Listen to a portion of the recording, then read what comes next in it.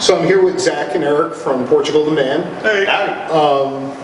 You know, they've been doing a lot of work for us for helping out individuals with disabilities nationwide. Eric was gracious enough to record a public service announcement for us. It's on over 400 stations, but you've heard more about their music than our public service announcement so far. Over 3 million people have listened to that public service announcement, and it's really influenced quite a few people out there. And you use your voice for a lot of social justice, for talking about the band out there and getting the word out about what you guys are doing. So you're a lot more than a band, you're a social factor within society. So we're going to talk about a couple of those things today. It's kind of a trip to see how much of a life this thing has kind of taken on of itself. It was what, coming up on a year and a half or so when we first started doing the back and forth kind of e-meetings and stuff. So just meeting you for the first time. Yes. Hey, nice meeting you. We haven't talked before, but Zach, thank you. Of course. But yeah, it's crazy. Every now and then I'll kind of stick my nose around and see the scope on that thing. And you guys are great with social media. You're good at getting this spread around. So thank you. It's a hell of a thing to see it just kind of like very organically trickle its way around. Sorry we burnt your bus on Instagram. Yeah. That was us. Any press is good press. Molotov cocktail. Yeah, on the top. We totally changed the Woodstock cover. Yeah, so, totally. It's the deluxe edition. Absolutely. Yeah. So you've been on tour for a long period of time now. Yeah. When we actually out since the 90s. Yeah, pretty much. Yeah. Not then. Yeah. 2000. Yeah. We went to your first show on the Woodstock tour back in Boston at the House of Blues. So a lot of us from MTI came to that show, and so much has evolved. I remember hearing the song for the first time, and within hearing that song for the first time, I called up Rich Holtzman, and said, you know, would these guys be willing to do a public service announcement for NTI? And you know, right away, Ashley said to us, and Rich said to us, okay, we'll get back to you on it. I'm sure that they'd probably love to do it. Now, they probably got back to you guys and proposed this to you. What was the dynamics behind that? What actually happened? I mean, honestly, at that point, I think, what would that have been? Like, it was doing really well at Alternative at that point. Yeah, so, yeah, that was still. So we were getting flooded with a lot of left field offers, but there's a lot of things that you end up saying no to in the sort of day-to-day existence of being a public band, of being a band that's on the charts. But there's not a whole lot of like undeniable yeses. There's absolutely no, nothing that could keep me from aligning myself with something that's true to home. I had a hell of a time getting back to work after my injury. Just trying to figure it out. I was doing call centers. I was just kind of taking every odd job that I could get. Like, luckily, kind of music kicked my butt back in gear and I got back on the road. But that's kind of a fairy tale in terms of like actual day-to-day life and the challenges that people gotta face. So yeah, no brainer, 100%. So you were with the Lashes at the time, but you ended up getting hurt? Yeah. And how did that evolve into getting back into Portugal the Man? We were trying to get you back then. We've been trying to get Eric for a long time. We grew up together in Alaska, and we'd always kind of talked about it or joked about it, but kind of seriously. He was always jamming with us whenever we were in the same town. Whenever we go play Seattle, he'd always come out and jam with us. He's been in eccentric orbits for a really long time. Totally. He just works too much. He was in too many bands, and we were trying to get him to quit all the others. We're kind of, you can't really do anything else. You can't. I mean, honestly, what I was really trying to do is I was kind of like solidifying my retirement plan. I was trying to get more into the production side of things, the behind the scene things, which I was doing all right at. But I'm not ready to retire, man. I love it too much. I got a truck driver soul. Like I need to be on the highway. Like it here. Nice. And since you started with the band, you've only been with the band for, what is it, 2016?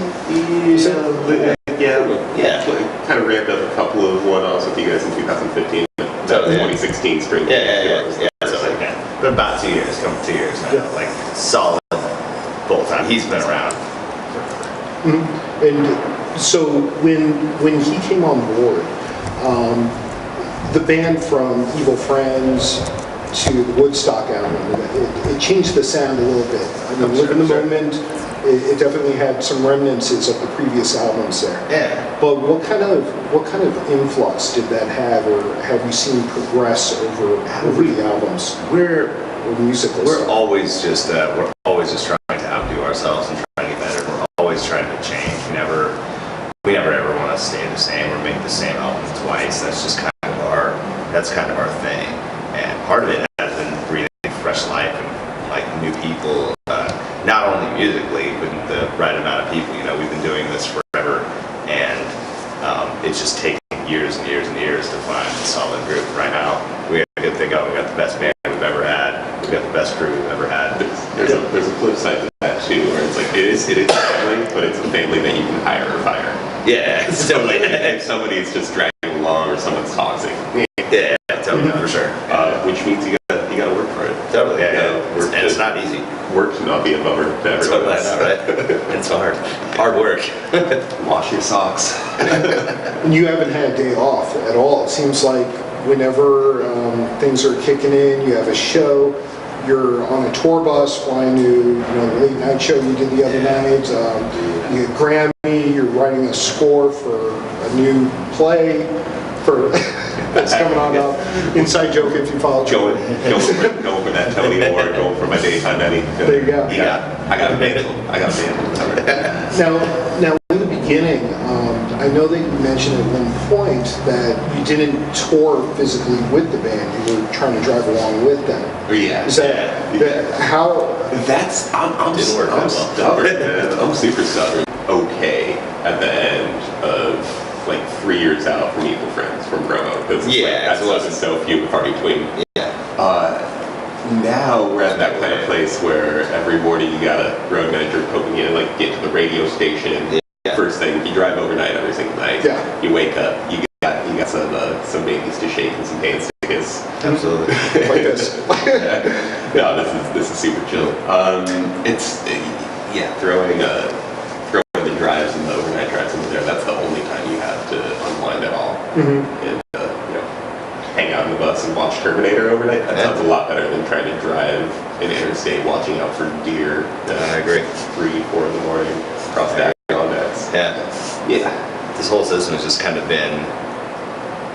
I mean, the whole thing about you joining the band is like whenever you talk about it, there's things you worry about. There's things that can happen. Like, this might not work. This might not work. How are we gonna make it work? Yeah. And so finally, we just decided to say we're just gonna try it. Yeah. And it's every day you learn something new. There's good days and there's bad days, and we found out at first, like, all right, because there's no accessible buses that are available, and so They make them for like a person. Yeah. They don't make them to sleep this entire group full of idiots. Totally. Yeah. So It's did you end up doing any type of modifications to the no, buses? we don't have our own. You rent okay. them, so they're just like You don't exist. Yeah, You don't really want to own a bus. It's a $1 million liability that loses about $300 grand the second you drive it off the lot, and then the constant maintenance and upkeep. Oil changes on those are like 20 grand. Or Yeah, like they break all the time. Yeah. You get new ones out, so nobody really has their own. Okay.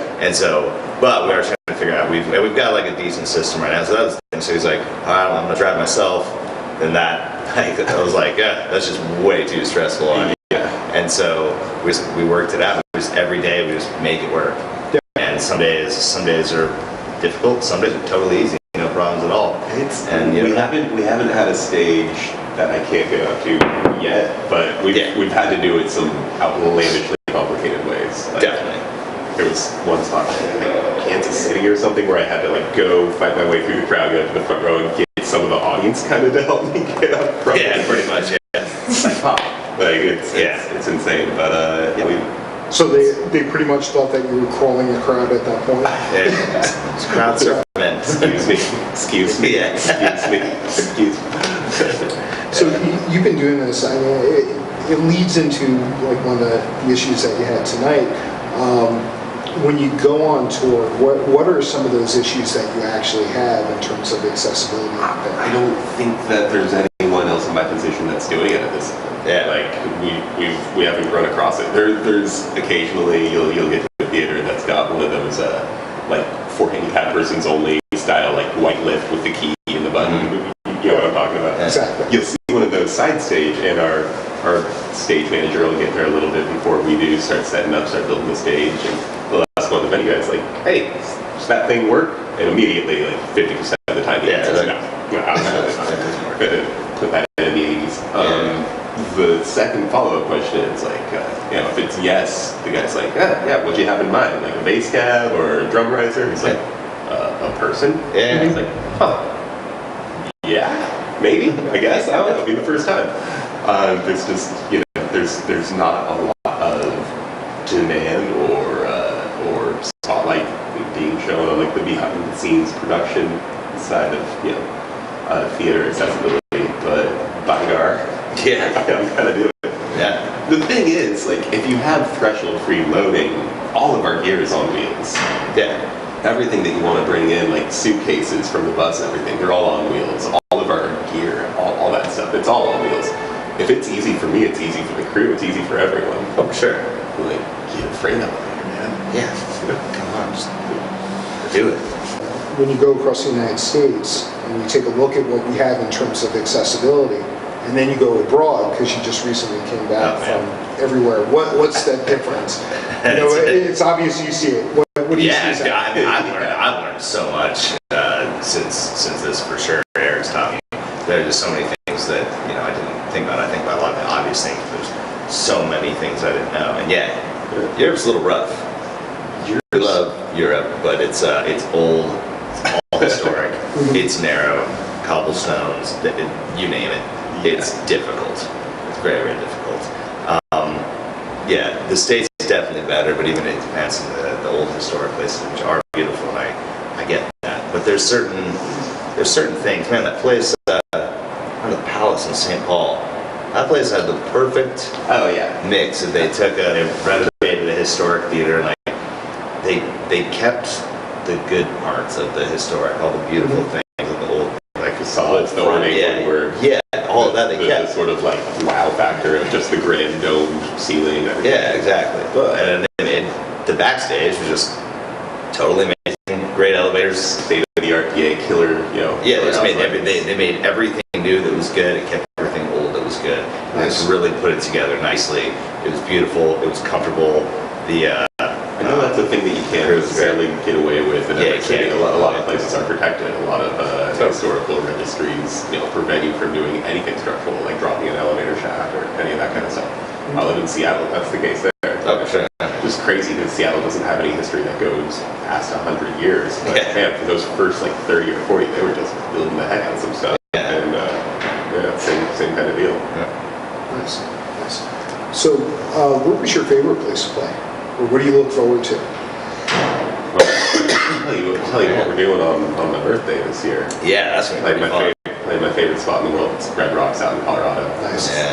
There's nothing better than that. It's just incredible natural amphitheater. It's just the stars and the view and the rocks. Also the way that place is laid out. Just you feel the history. It's definitely a living organism. And it's about 10,000 people. And we played some festivals that swallow that whole, but it's a different kind of 10,000 man. Basically, like row 1 is about 2 feet above you, and then they all just keep going up and up and up and up and up. And you just have this like living, breathing thing kind of surrounding you that you're at the bottom of. It's wild. Perfect acoustics. Yeah, it's pretty crazy. So, it's unbelievable. Yeah. Now, let's talk a little bit about social injustice and justice. You've been, throughout the whole entire time that you've been touring, and even before that, you've always been advocates of certain things out there. Like right now, obviously you're working with NTI, trying to help us out a little bit, and it really does. People write to us every day and say, well, if it wasn't for Eric Hawk's message, I wouldn't have contemplated even going back to work, or in thinking that I could actually do it out there. You are making an impact, which is a great thing.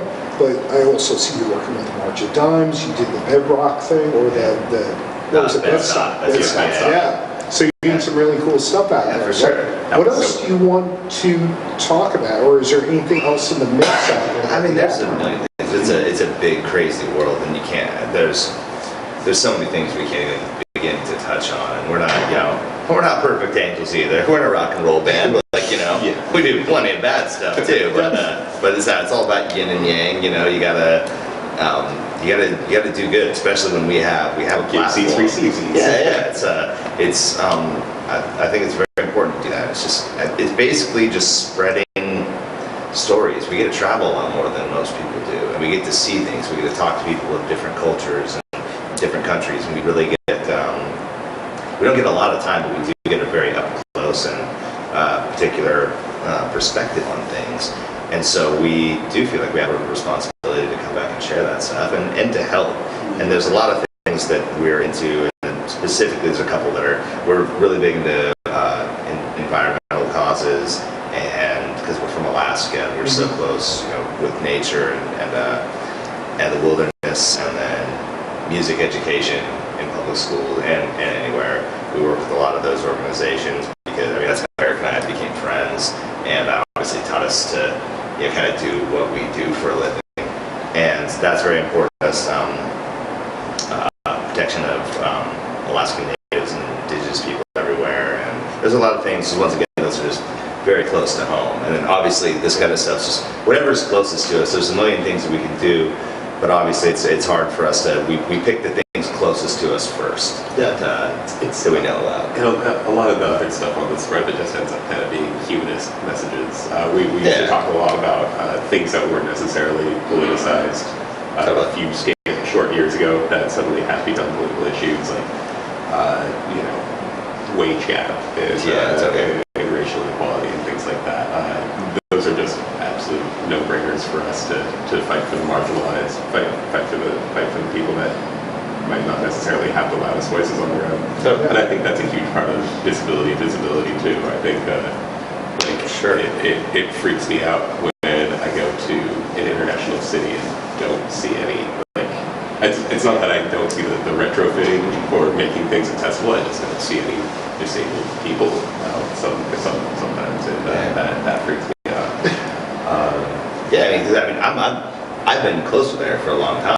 Yeah. And there's so much that I didn't know. So just literally the awareness factor has hit me personally. I'm pretty close friends, with someone in a chair, and there was so much stuff that I didn't know until we started going. So I really think that awareness is important. Not only the message is amazing for other people that getting back to work, but then for everybody else to make sure. It's just accountability, making sure. Getting the eyeball things. I see a skinny doorway. I'm like, what the hell, man? It's not cool. And so it's having everybody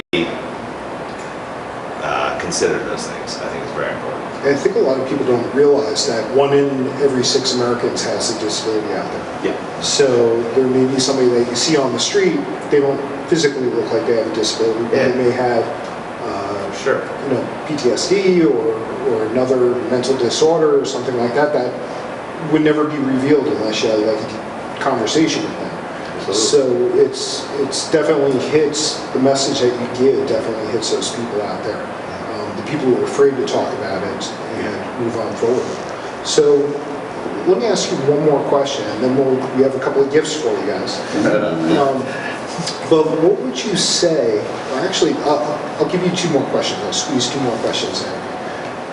Why did you do this? Why did you want to help out individuals with disabilities? What does working with NTI mean to you? Not to overstate the audience, but again, man, just getting back to work, coming out of the situation I was in, I was doing all kinds of crazy stuff, and I was I got myself a job where I was kind of subsidized by Boeing and kind of for the city, but I was literally carrying a clipboard around counting cars on the street for parking surveys. I was just out in the rain in Seattle on hills every day, just counting cars, just hard up, wanting to get back to work, but not knowing how to get into it. And the musical world, I had been doing construction before my accident, and that was kind of a wash. I was doing finish work and cabinetry, but I was doing framing and stuff, so that at that point I was kind of out the window. I'm a big fan of possibilities and options and things like that, and I think anything that opens up doors, or at least like, you know, jogs you up. Like, you know, I had maybe never considered working from home, telecommuting from home. I think that's brilliant. I wouldn't know where to start, even if I had that thought in the middle of the night, like, yeah, I should make money from home. It's like one of those get rich slow schemes, you know, where it's like, I know what I'm gonna do. I want to make some money at home. Like, but if you don't know where to start, you know, Google's daunting, and I just love that you're kind of a toolkit for all that. So yeah, we try to make it easy and adaptable for individuals with disabilities out there. So if it doesn't fit into this area, we're able to help them out. You know, if they want to work in brick and mortar or something like that, it just fits. So, you know, there's a ton of people out there. Like the other day, someone approached me and said, if it wasn't for the Portugal Man contest, I wouldn't have known about this service for my daughter.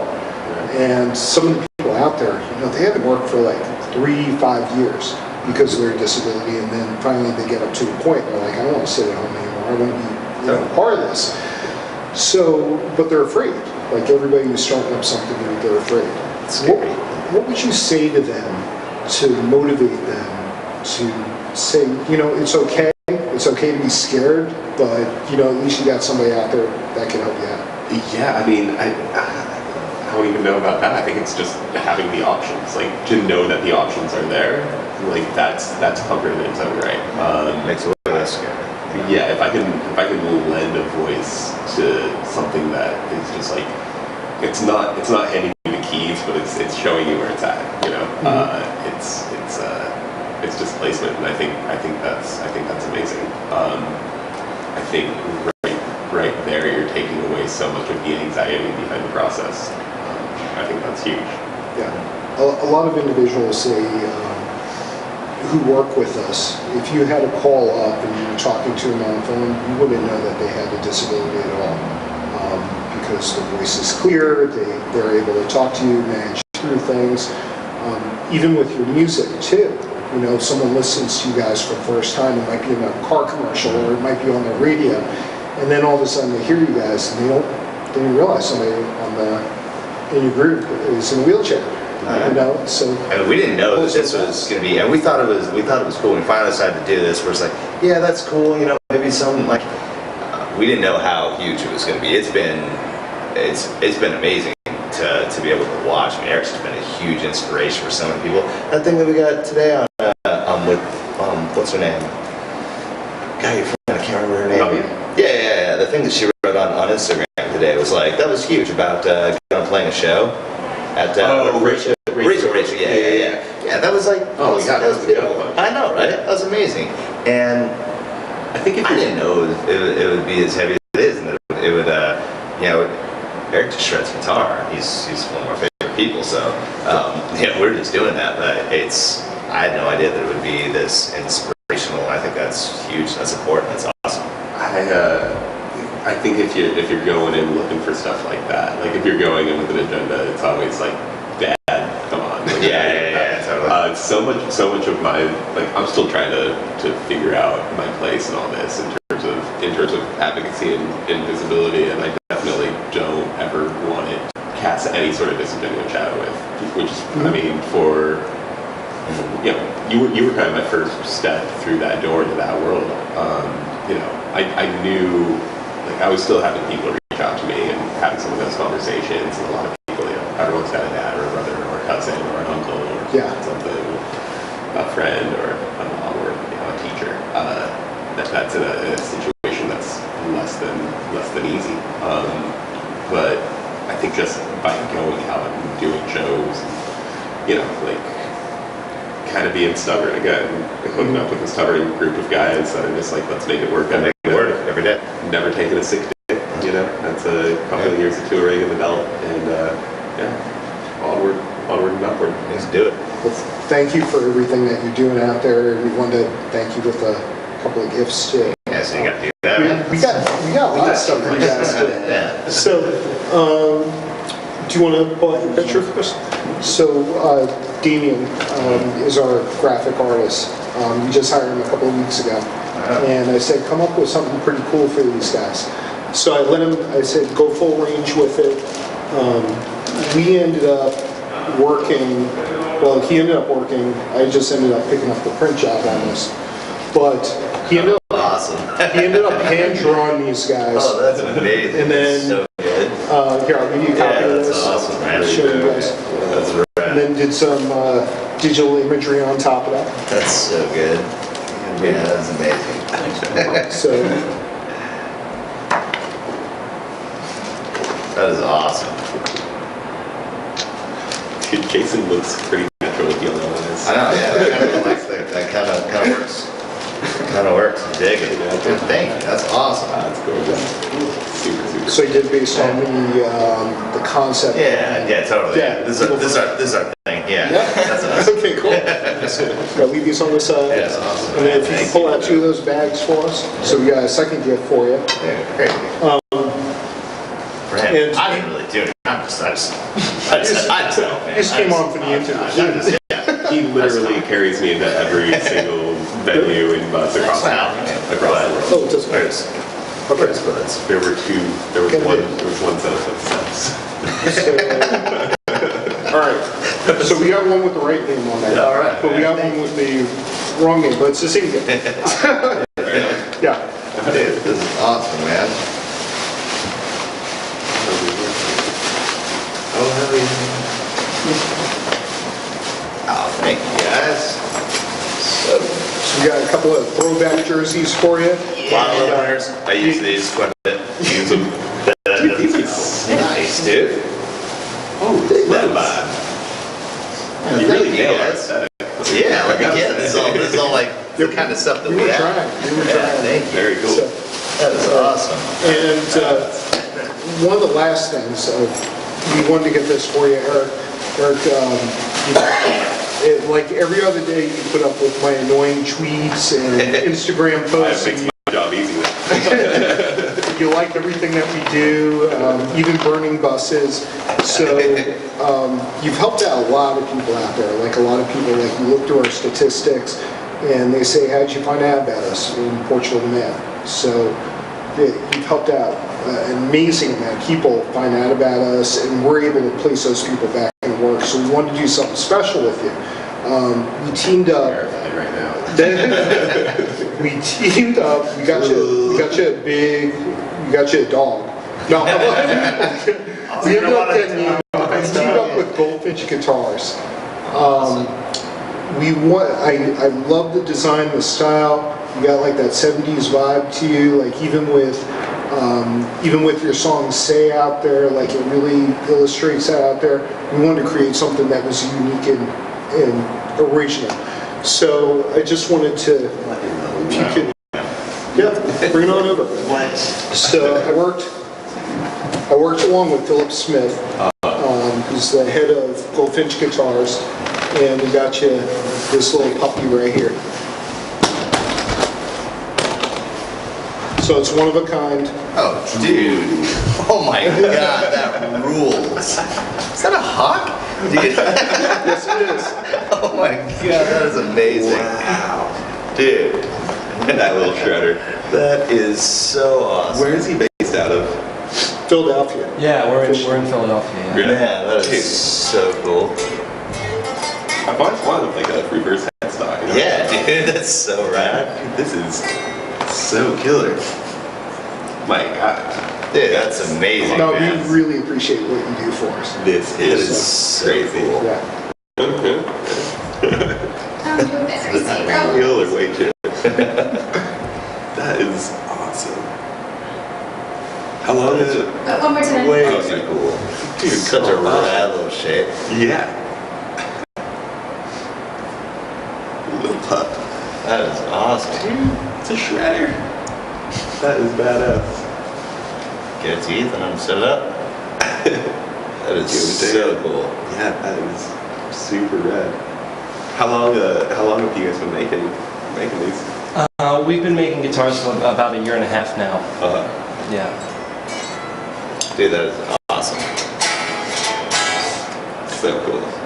You know, on Facebook, I saw, I'm friends with Katana Gray from War Twins, and she showed me her latest model, and I took a look at that, and I was like, I gotta get in touch with this guy and see what we can do for Eric. Yeah. So I hope that you love it. That's super cool. I feel like I should join Ice Queens too. You know? Yeah, totally. Yeah, Such a cool. yeah, I know, right? That is badass. Yeah, that's awesome. All right, man. Nice. Thanks so much. That's unbelievable. That is so cool. Dude, that is awesome. Thank you guys. Well, the best. This is a great day. Yeah, good day. Thanks, Zach. Yeah. Thanks so much, Mike. Thank you so much. Holy smokes. Dude, that's awesome, man. Thank you. That's cool. Wild. It looks cool on you. Oh, yeah, it does. It totally looks like an extension. Yeah. So, That is crazy. nice. All right. That's a wrap. Yeah. Good one. Yeah. It has quite the story behind it, right? 6, and I was like, I told the factory we need to do a one-off. It's the only, we're not making any more. Yeah. And they were like, no. I said, but it's for this band called Portugal the Man. And they're like, oh, okay, we're gonna reconsider. But I said, you can't, like, you're not allowed to say anything. So they messaged me about a month later, and they were like, we shipped like 32 guitars out, and 2 of them got crushed by a shipping container. And I was like, well, which 2? And they sent me a picture of just the standard model and that one. And I was like, what? And they were like, there's going to be another one mid-March. I was like, no, you're going to send me what you have right now. So the only thing you can see on it, if you look by the input jack, is a little love tap from Customs. Oh, you got it. It's about to get a lot worse than that. Our instruments have a lot of love taps. Yeah. Dude, that is awesome. Just a little love tap. That was wild. Yeah, it's killing. You want one too, Zach, don't you? Yeah, I'm with the bass for me. Yeah.